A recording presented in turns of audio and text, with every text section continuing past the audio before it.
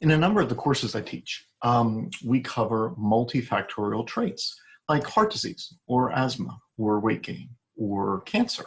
And if you ask, what is the cause of any of these? You realize, wow, here's a gene that's involved. Oh, and there's another gene involved, and there's another gene involved. And then there's an environmental factor and a different environmental factor. And very often what's important is the combinations, which genes you have with which environmental factor. In other words, it's complicated. You can't say cholesterol causes heart disease. It has a role, but so does many things, for example. And then the question of gender could then follow from that. What establishes human gender? And the answer is it's complicated. And there are many steps. There are a number of videos in this playlist which go through the steps individually. This video here is just going to quickly provide an overview of other videos which go into these steps in greater detail. So at first, we can discuss chromosomal gender. Now, obviously, we're going to talk about humans.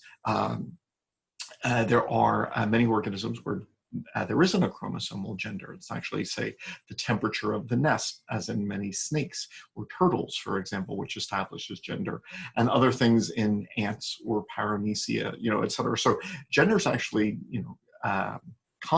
complicated, and the mechanisms which establish gender vary in different groups. But this is going to be about humans. And so in humans, women are what are referred to as the homogamitic sex.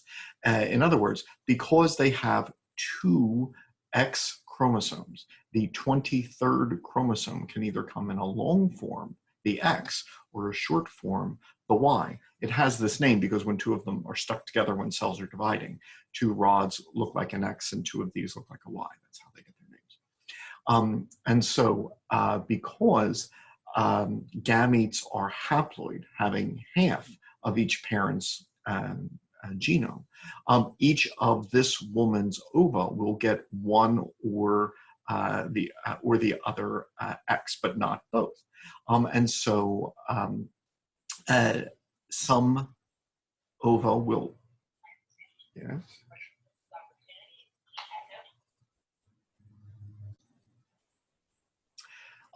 Some ova will get the first X chromosome, which might have certain genes or copies of genes, and other ova will get this X chromosome, but all of the ova should get an X chromosome from their mother. So she is what's referred to as the homogamitic sex. All of her ova will have the same type of chromosome, an X. In contrast, the male is what is referred to as the heterogametic sex, because his 23rd pair of chromosomes have a long X and a short Y. Half of his sperm will receive an X chromosome, half will receive a Y chromosome. If an X-bearing sperm fertilizes an ovum, then the offspring is XX and female. If a Y-bearing sperm fertilizes an ovum, then the offspring is XY and male. So that establishes chromosomal gender. It is the sperm which establish the gender, because all embryos should get an X chromosome from their mother. So if the sperm which fertilizes the ova has an X chromosome, then the offspring is XX and female. If the sperm has a Y chromosome, XY and male. So that is how it typically happens. But every biological process, has exceptions and alternate ways of developing. And so sometimes there is what's called a non-disjunction, where the chromosomes do not segregate in the ways that they typically do. And sometimes a gamete doesn't have a sex chromosome. So each gamete should have an X if the individual is female, or an X or a Y in the case of males. But sometimes the gamete doesn't, and there's no sex chromosome. So now the embryo is not XX or XY. They might simply be X, having received an X chromosome from one parent. Or sometimes there can be an extra sex chromosome. So an individual female could be XXX.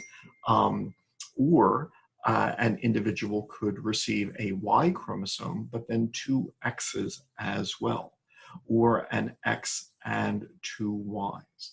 And so while the normal way that chromosomal gender is established is that an embryo receives an X from their mother and either an X or a Y from their father, there are other variant ways that this can occur. And this next video then goes through just some of the statistics on how frequently it happens in the various scenarios that I had just mentioned. And although obviously I would want to, then, just give some information as far as if one, for example, has a single X chromosome, that individual is known as a Turner syndrome female. What are the what are the effects of that?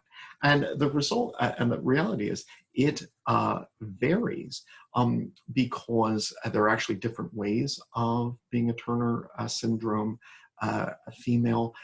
Many may have a few menstrual cycles, but then their ovaries will fail. So it turns out that normal ovarian development requires two X chromosomes, but some actually may be capable of having offspring. Some are at a higher risk of a tumor in the gonads. And so even if we were to go through, these are the effects of Turner syndrome, it turns out that, and this is a mosaic individual that we'll get to in a second.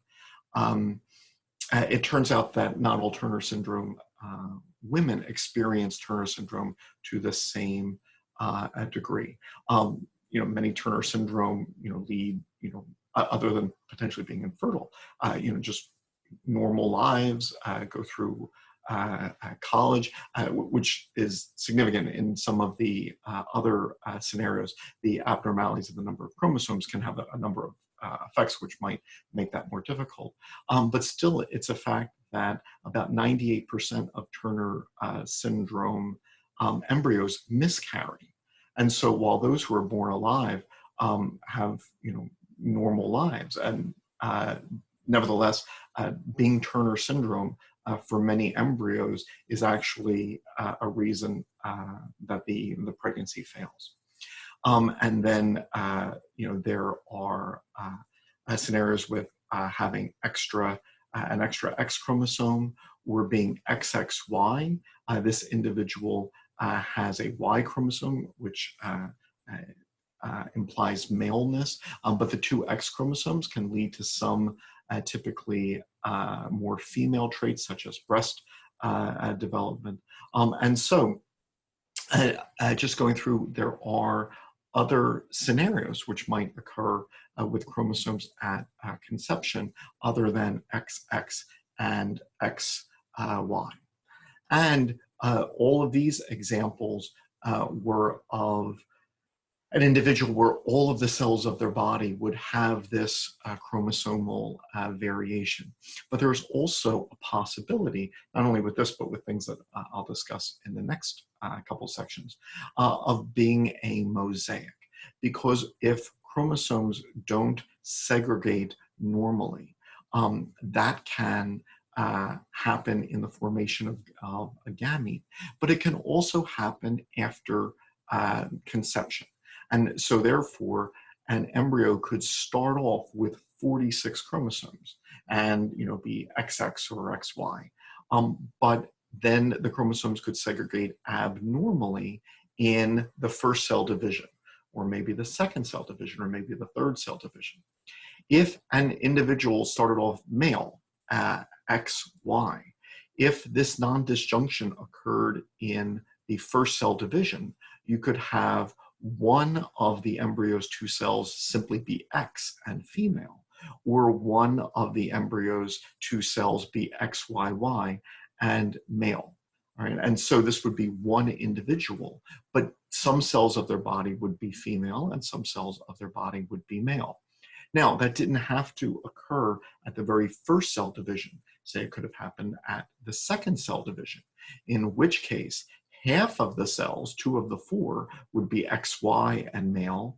1/4 would be XYY and male, but with an extra chromosome, and 1/4 would be female. And the rest of the video goes through scenarios where this happens at later cell divisions.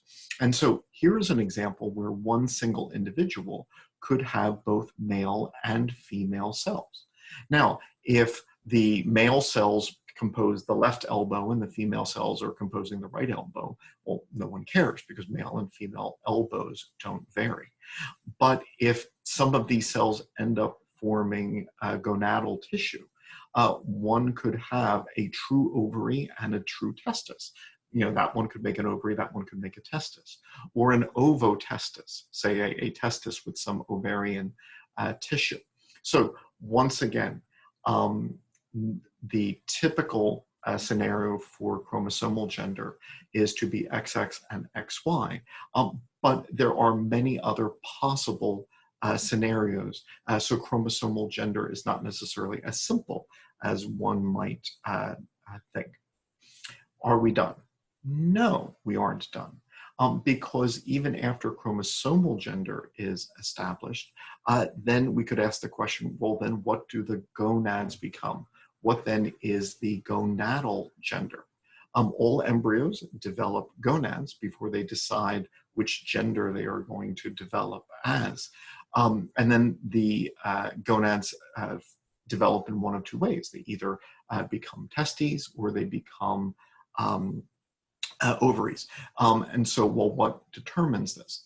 Well, the answer to a large degree are genes known as transcription factors. So let's imagine a scenario in a male where a cell is trying to decide what genes to transcribe, because all men not only have the genes they need to become male, but every gene they need to become female. And women have all the genes they need to become male except for one, and that could even be argued. But in any case, so here's the question. It's not just a question of what genes you have, but what genes you use. And one of the major ways that we regulate which genes we use is these proteins which stick to the beginning. They are called transcription factors. So notice in this individual, the gene for ovary development has proteins sticking to the beginning. It will be transcribed. It's the DNA will make an RNA, which then becomes protein. However, in that example, the gene for testis development was not transcribed. And so this embryo has a number of genes which make the gonad, but then a number of other genes will then be needed to determine whether that gonad becomes an ovary or a testis. So here in green, the gonads in both men and women start off as the same undifferentiated embryonic structure that then develops in one of 2 ways. If the genes for testis development are expressed, it develops one way. If the genes for ovary development are expressed, it develops another way. And so then the question is, well, what genes are involved? And the major gene to begin with is one called SRY, the testis developing factor, sometimes called TDF. And it is located on the Y chromosome, one of the few genes on the Y chromosome. So in general, this is the gene that makes males male, because women have genes to become male, but they simply won't be turned on. In males, however, the Y chromosome encodes this SRY gene. It is a transcription factor. Its protein, the SRY protein, will stick to the beginning of other genes like FGF9, SOX9, and others.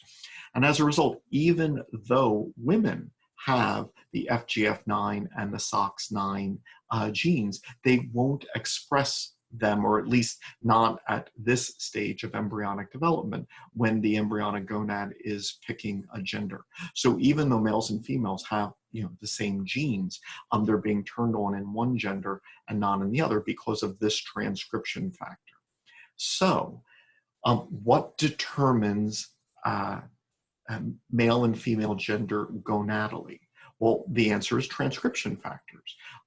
So SRY is a transcription factor, which will then result in the production of other transcription factors like SOX9. SOX9 is also a transcription factor. And so therefore, the transcription factors expressed in males is now different from the transcription factors expressed in females. And so thus, the levels of gene expression will be different, accounting for differences between males and females. So that is what typically happens. But there are exceptions.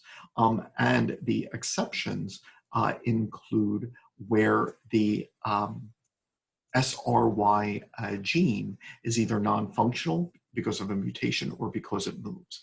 So here is the typical male development. The Y chromosome encodes the SRY gene, which turns on the genes to make testes. So this individual has testes and is gonadally male. But let's say this individual has a mutation in the SRY gene, so it doesn't work. Or let's say it actually moves, and where it might move, I'll get to it in a second. Either way, this XY individual does not have a functioning SRY gene. They will develop as female. So chromosomally, they have an X and a Y, and one might predict that they would be male. But without the SRY gene, they don't make the genes to turn the embryonic gonads into testes. They don't make testosterone in high levels, and so therefore they develop as females. Now, they wouldn't be fertile, and that would be a longer discussion. So even though they would have a vagina, it would end blindly. There would be no uterus, and there would be other aspects, but nevertheless, they would feel female. They will identify as female, but their chromosomes would be typical of XY males. Now, when I said the SRY gene could move, the place that it might move is to an X chromosome. There are rare events where SRY, which should be on the Y chromosome, moves to the X. And in that scenario, you might have an embryo which gets an X chromosome. So they would be XX and chromosomally female. But if the X has an SRY gene, then they would develop testes and then be male, although they would likely be infertile.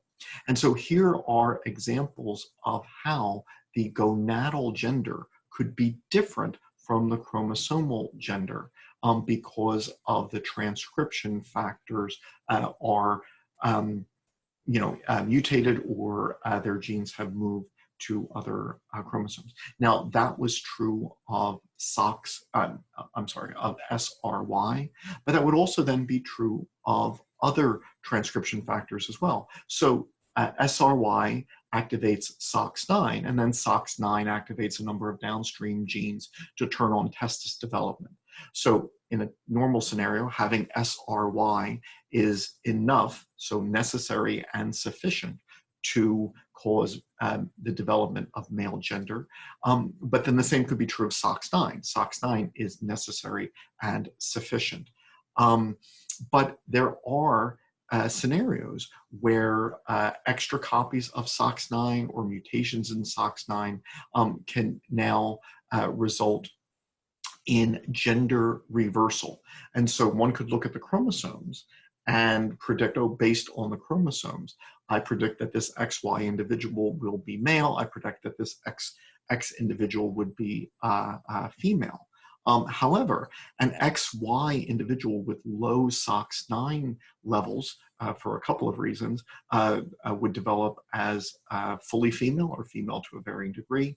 An XX individual, perhaps with a duplication in SOX9, could develop as male or male to varying degrees.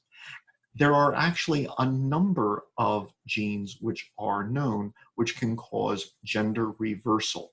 In other words, mutations or duplications in SF1, FGF9, and the anti-Mullerian hormone gene SOX9, and others can cause the gender which develops to be different than that would have been predicted by just examining the chromosomes. And so here are some examples, and there are others as well in the next video, and then still others in the following video. So for example, when women make estrogen, they turn cholesterol into estrogen in a series of steps. The next to the last step is to make testosterone. So the cells which make estrogen turn cholesterol into testosterone, and then they turn testosterone into estrogen with one final enzyme. But if you're missing that enzyme, then the ovaries make testosterone that never gets converted into estrogen. So these XX females would then have a lot of testosterone and then would developing as male to varying degrees. And so there are a number of possible scenarios where the gonadal gender would then end up being different than what would have been predicted by the chromosome. So chromosomal gender typically matches gonadal gender, but it does not have to. Are we done? No, because even after gonadal gender is determined, then we could ask the question, what is the somatic gender? When I teach a class, one question I typically say is, let's say I turn my back to the class and I'm fixing something, and someone comes in and leaves an envelope on the table, and I don't see the individual, and then I turn to the class and I say, who was it who left an envelope here? Was it a man or a woman? Most of the class might say, oh, they could confidently say, oh, a man left something on the table, or a woman left something on the table. You could then follow up and ask the question, well, what part of their reproductive system did you see?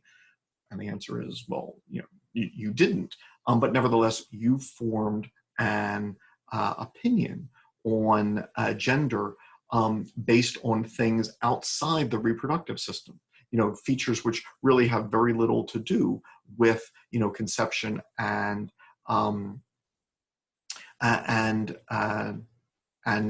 making babies. It's obvious that there are cases where someone's facial hair might cause individuals to associate, oh, I associate this trait with that gender, or the squareness of the jaw, or how far their larynx, the thyroid prominence of the larynx protrudes, or where hair is distributed on their body, or where adipose is distributed on their body, or the depth of their voice. If you were to look at anatomical traits, you could look at, say, the angle of the pubic bones where they come together. Does it form less than a 90-degree angle as in males, more than a 90-degree angle as in females? So none of these have anything to do directly with a sperm production or ova production, or the two fusing, but they could differ between males and females. Why? Well, the answer is that there can be hormones which affect this somatic gender. I was in a museum once and I saw a Greek statue of a child, and it hit me that this child's gender wasn't absolutely obvious based on this. And elsewhere in the museum, I saw statues which were obviously typical men or typical women. And so I sketched the child, and I said, all right, well, here are lines.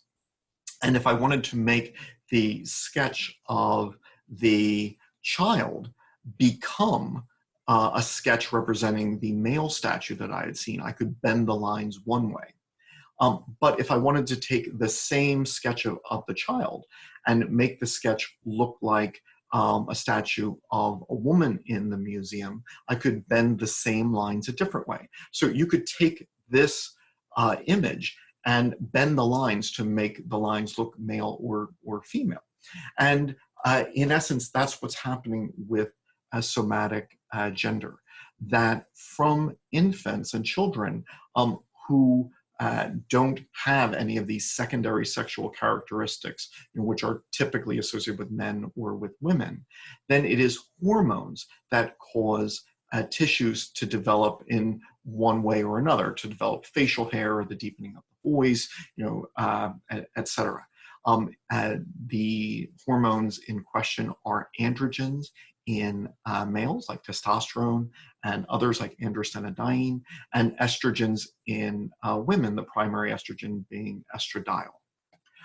But now, even though this is what typically develops, that an individual with testes makes androgens and looks typically male, or an individual with ovaries makes estrogens and looks typically female, there can be alternate ways that a development can occur, because there are cases of individuals who make androgens, but their receptor isn't very good at perceiving it. So they have varying levels of androgen insensitivity. Testosterone, when taken into a cell, can become one of two things, estrogen or DHT. And if you lack the enzyme to convert it into DHT, there's a rare disorder where individuals look female at birth externally, but they have testes. They just, their penis is so small it looks like a clitoris. The labial folds may not have fused to form a scrotum. But then during puberty, they start to make a large quantities of testosterone. And this individual who had looked female and been raised and treated as female for the majority of their life, now in a short period of time, goes to looking like a fairly typical pubescent male.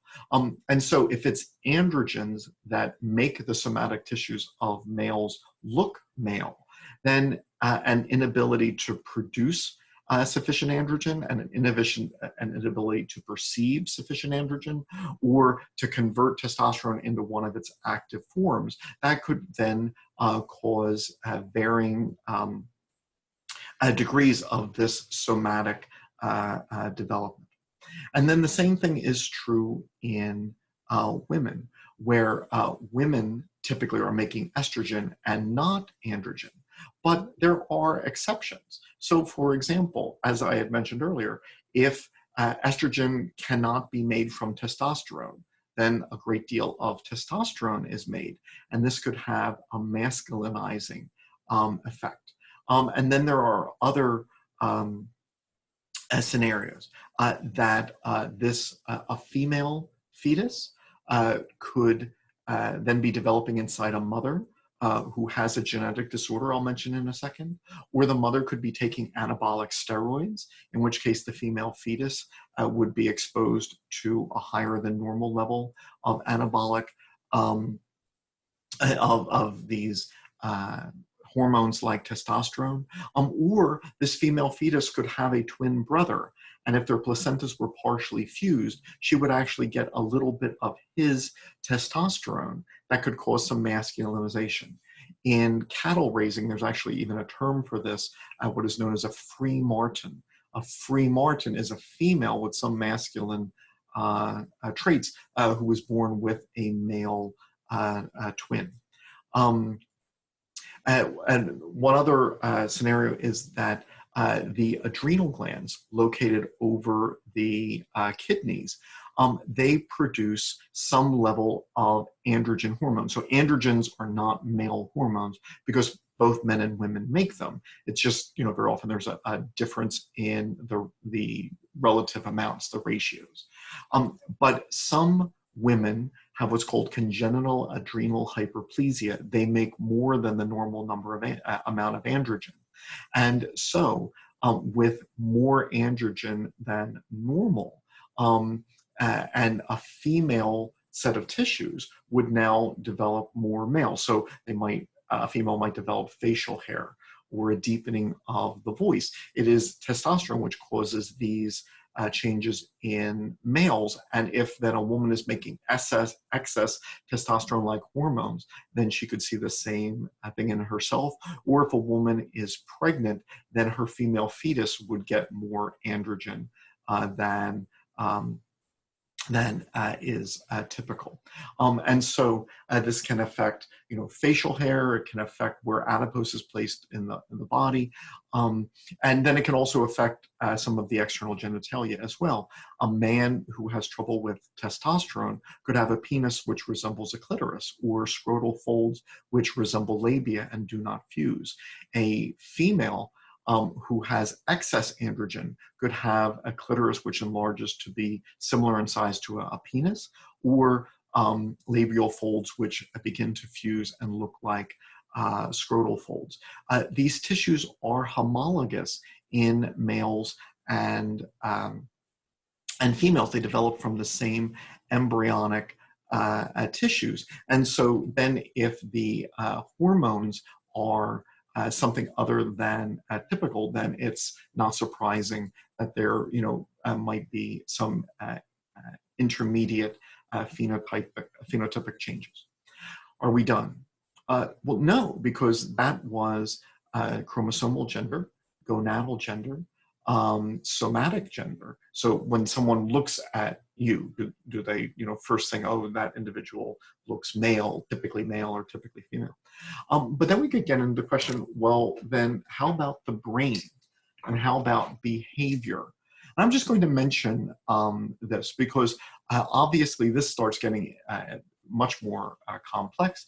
And there are some of the other steps we can more easily study in animals. But obviously there are things about human gender which make us unique and obviously aren't, experimental, then in the same way.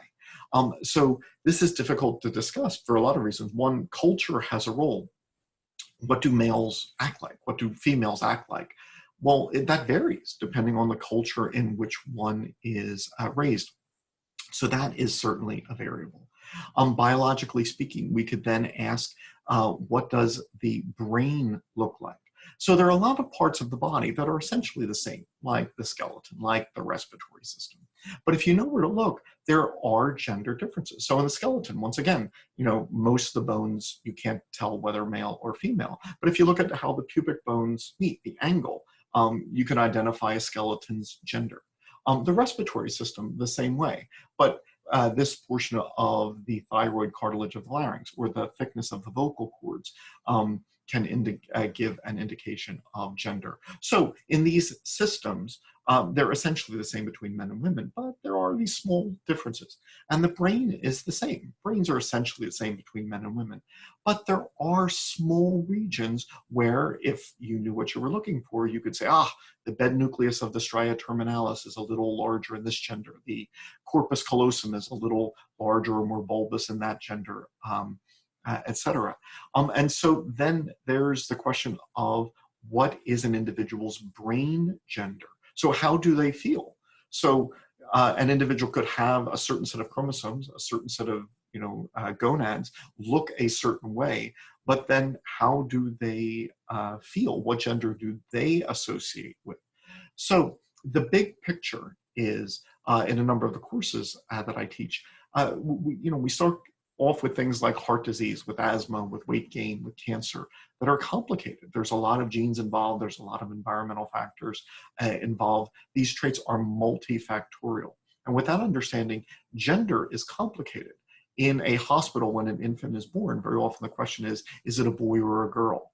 The way that question is posed, it kind of implies, it's an either or, and everyone fits into one or two categories. But hopefully, this has been an overview of it. It's more complex than that. There are levels of gender development, and the gonadal gender doesn't have to match the chromosomal gender. The somatic gender does not have to match the gonadal gender. The brain gender does not have to match the somatic gender.